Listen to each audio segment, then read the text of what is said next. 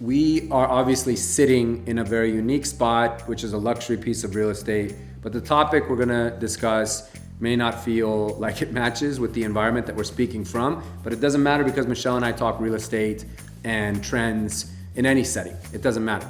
I mean, we just took pictures in a bathtub. So, we can do it anywhere. But serious topic that we have touched on a lot is COVID obviously has ransacked the city on a different level.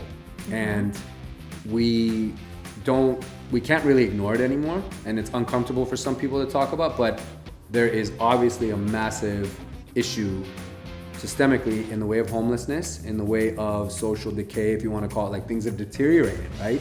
And people know this. I'm not shocking anyone by saying this. Like, look at any travel blog or travel website of tourists that have visited San Francisco recently. They'll say like, I would never go back. They have a horror story. Some of them sadly have had tragic stories happen, which, needs to be talked about. It gets swept under the rug, but these are real things that are happening. So you and I have talked, at some point, this is gonna come to a head with real estate. And in some cases, maybe it already has.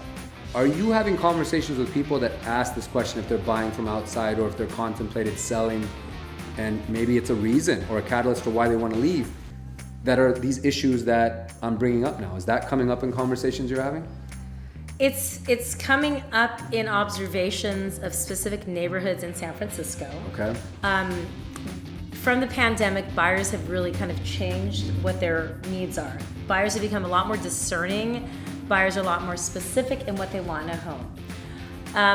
Many of my buyers who never would have considered Midtown Terrace or Miraloma Park or Forest Hill, these are fabulous neighborhoods that feel a bit suburban and they feel very safe, and you don't see traces of homelessness in these areas. These areas are getting a lot of activity. We're seeing multiple offers come through. We're seeing a lot of preemptive activity. I recently had a client check out an off-market in Midtown Terrace, and they really loved it. We wrote on it. The seller came back and wanted a lot more than what my clients wanted to pay. So we said no thank you, or they said no thank you, and we lost out. We found out that very house went $200K over what my clients had preemptively offered.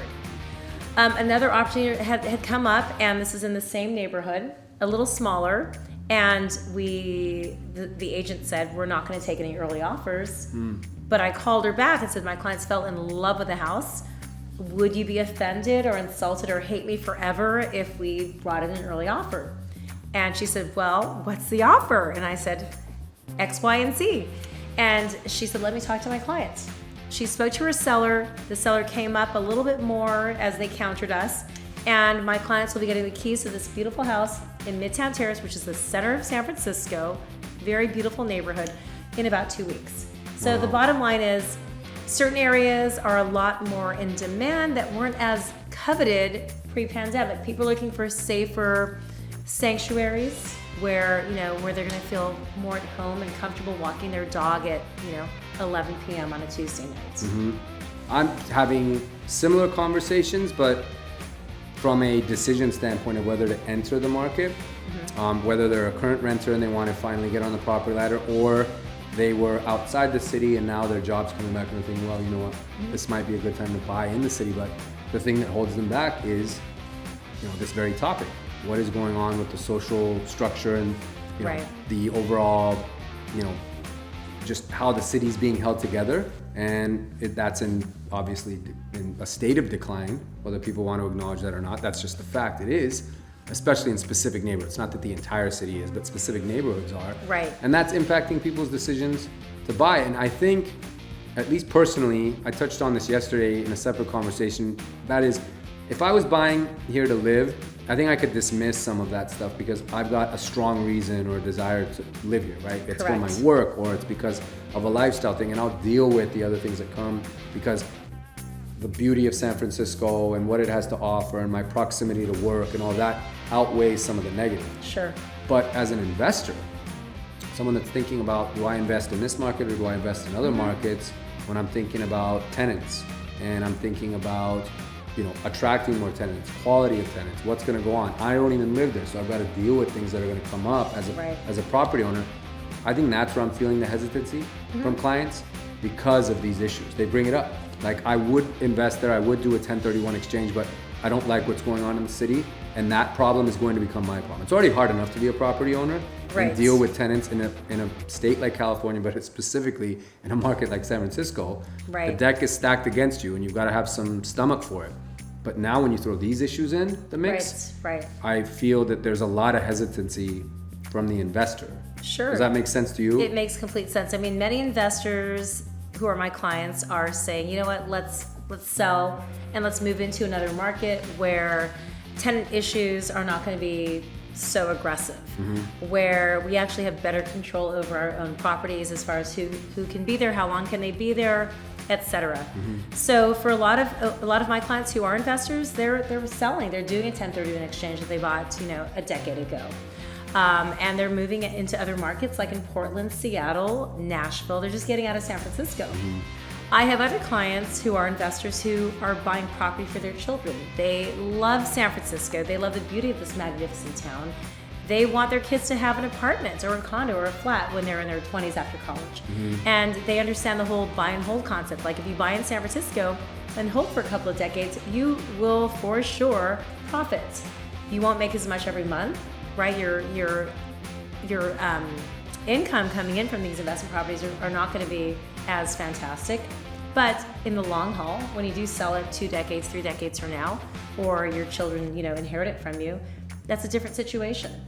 So San Francisco, I think, is a great buy and hold city for investors as far as getting income and dealing with tenants and certain tenant issues. It can be really challenging. It can. And with the homeless issue, right? Certain neighborhoods are more riddled with this unfortunate situation that's happening, especially now more than ever during the pandemic.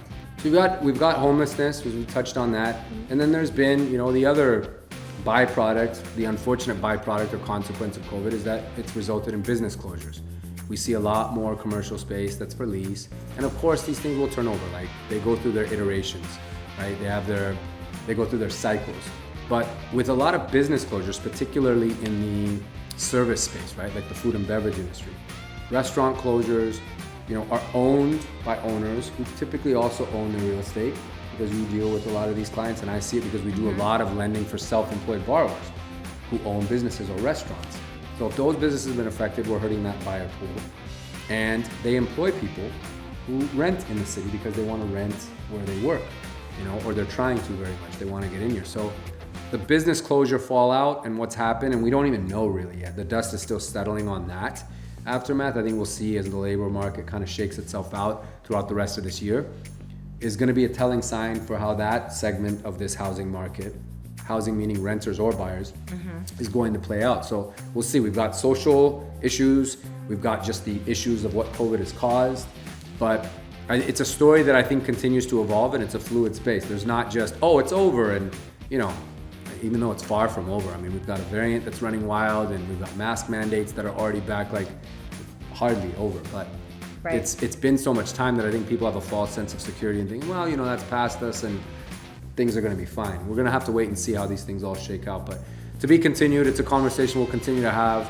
And I think it's important for viewers, buyers, sellers, renters, aspiring investors to just be thinking about these things, because we know they affect decisions that people make. So we want you and the audience to have that information as well. That's right. And if I could add one thing. Please. An old mentor of mine once said to me, Michelle, there's the right way, the wrong way, and the San Francisco way. And what she meant by that— I thought you were going to say my way. Yeah, the Arjun way. No, what she meant by that is San Francisco is truly a unique market. It's a beautiful city by the bay. It offers all the amazing cultural things you could imagine: ballet, symphony, opera, historic buildings, incredible food scene, right? Because of that, despite the pandemic, despite our social issues, there are people who absolutely just want to live in this vibrant city. And how do I know this is still happening? I have a handful of buyers who are out there on a scavenger hunt looking for the right home. So that gives me confidence in this market, and I think it's going to do great this year, next year. People just want to find a place to plant their roots, and if you know that San Francisco is for you, it's going to continue being very desirable.